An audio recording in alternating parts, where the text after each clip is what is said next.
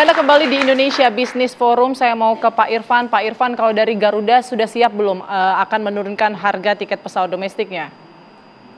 Jadi gini, mari jangan benturkan kepentingan bisnis dengan penumpang gitu ya. Jadi poin saya pada waktu diskusi dengan Satgas itu sangat sederhana.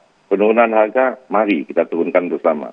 Tapi saya mengajak semua pihak untuk lihat secara lebih detail struktur biaya dari harga tiket. Seperti tadi yang saya katakan, ada pajak, ada biaya bandara, ada biaya pendaratan, yang rencananya mau dinaikkan lagi pula saat ini. Kalau yang pas lagi rame-ramenya jam-jam sibuk dinaikkan, kalau jam biasa harga yang sama, dan lain-lain segala macam. Termasuk mungkin apakah struktur biaya di Garuda itu nggak efisien, apakah gaji Irfan ini mesti diturunkan gitu Pak Sandi ya, kegedean gitu misalnya, dan lain sebagainya. Jadi kita buka aja sama-sama dan kemudian kita putuskan bersama, yang ini nggak boleh dibebankan penumpang.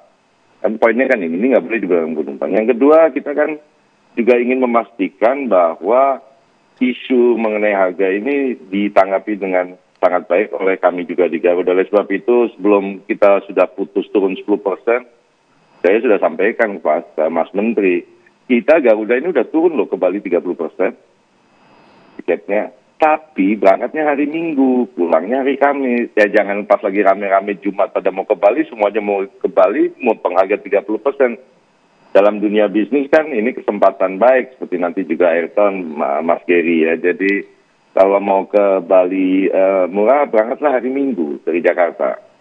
Ya kan? Dan kembalilah hari Kamis gitu kan. Karena Jumat, Sabtu, Minggu ini berapa minggu ke depan aja kita sudah penuh. Dan yang kedua, yang terakhir, saya kadang-kadang suka garuk-garuk kepala bahwa isu harga tiket ini naik. Tapi problemnya Garuda yang katanya harga tiketnya paling mahal, kuartal kedua kemarin naik jumlah penumpangnya 35%. Baik, jadi Garuda masih belum siap begitu ya untuk menurunkan harga atau bagaimana? Siap sekali. Kalau harga aftur turun, ya kenapa kita nggak turun ya, Mas Menteri. Terima kasih.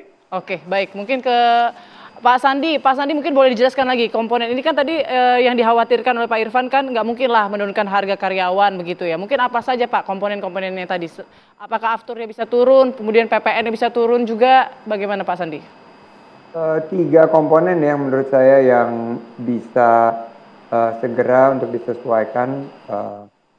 Waktunya memang tidak bisa instan ya, tapi butuh waktu, tapi paling tidak penyesuaiannya bisa lebih cepat, yaitu 1 masalah pajak, 2 masalah bea, dan ketiga adalah aftur.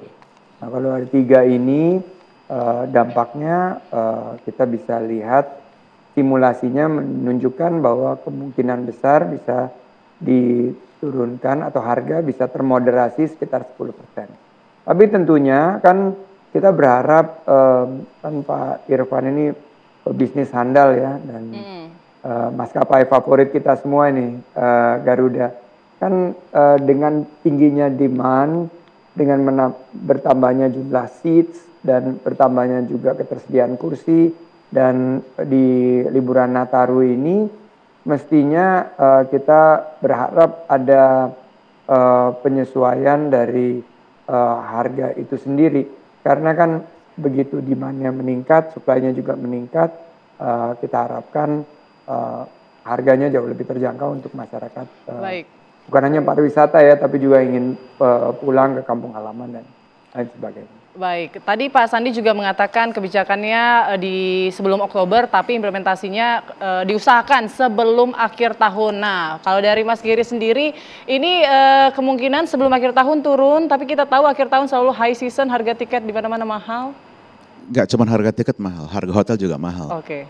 Kalau misalnya kita diharuskan... Mungkinkah turun di sebelum akhir tahun? Ya bisa, tapi cuma berapa minggu, habis itu liburan Nataru udah pasti naik lagi. Kalau misalnya memang tadi Pak Sandi menghimbau agar kita turunkan harga tiket di high season.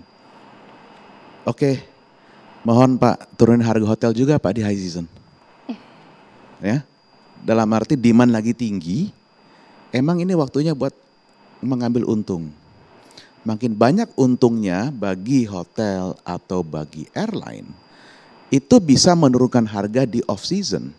Di mana itu yang dibutuhkan buat memicu yang namanya induced demand yang bisa mengalirkan pergerakan yang sustainable, yang bukan yang non fluktuatif per season gitu. Jadi kalau memang itu ini nggak cuma di maskapai, ya semua bisnis yang ibaratnya inventory-nya bisa dibilang hampir fixed. Begitu demand naik pasti harganya naik, begitu turun dia akan turun. Tapi kembali lagi kalau biaya tinggi dia juga punya batasan untuk turun. Disitulah. Ini bukan berarti saya tidak menghargai upaya untuk menurunkan biaya, itu kita butuhkan, benar-benar butuhkan. Agar pada saat off season, harga bisa lebih murah, untung yang diambil dari harga TBA di peak season bisa mensubsidi lebih lanjut harga tiket di off season. Oke, artinya ya kalau bisa ini harganya fix lah ya, turunnya fix, jadi nggak cuma seminggu 2 minggu ya Mas Giri ya? Agak susah dari karakter Masih bisnis. nggak yakin ya? Kayaknya Mas Giri nggak yakin ya? Dari karakter bisnisnya emang nggak mungkin, karena ini kita ibarat kayak toko roti. Oke. Kita nggak mungkin mengharapkan harga setengah jam terakhir toko roti buka dari pagi hari, kan nggak mungkin. Kita tanyakan Bang Sandi, Pak Sandi gimana ini kalau misalnya kemudian tidak hanya harga tiket pesawat, harga hotel juga bisakah diturunkan, dan tadi dugaannya ini mungkin hanya seminggu 2 minggu kemudian naik lagi harga tiket pesawat.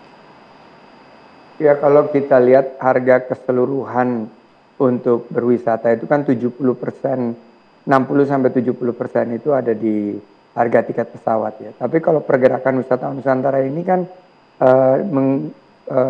menggunakan jalur udara ini hanya 10%. 80% itu menggunakan jalur darat dan sisanya menggunakan jalur laut. Nah kalau kita lihat ini memang banyak anomali ya. Harga hotel yang biasanya fluktuatif di low season, ini tingkat okupansinya jadi juga sekarang sangat tinggi. Sehingga betul Pak Gary, harganya juga ada di level yang kalau dibandingkan dengan angka sebelum pandemi ini tinggi.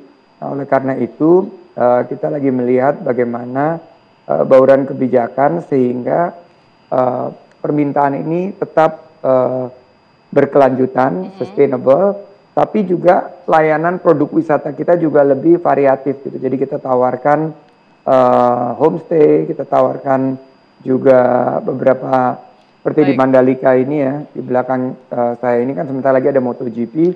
Di sekitar lingkar 1 dari sirkuit ini kita tawarkan juga melalui desa-desa wisata yang mampu untuk memberikan penawaran biaya akomodasi yang lebih terjangkau. Baik. Terima kasih banyak Pak Sandiaga Uno, Menteri Pariwisata dan Ekonomi Kreatif. Kemudian juga ada Pak Irfan Setiaputra, Dirut Garuda Indonesia. Ada Mas Gary Sujatman, pengamat penerbangan. Ada Pak Budi Joyo Santoso, anggota KPPU. Dan juga Mas Iwan Hidayat, influencer. Terima kasih Bapak-Bapak sudah hadir pada malam hari ini. Kita tunggu kapan kemudian harga tiket bisa turun begitu ya.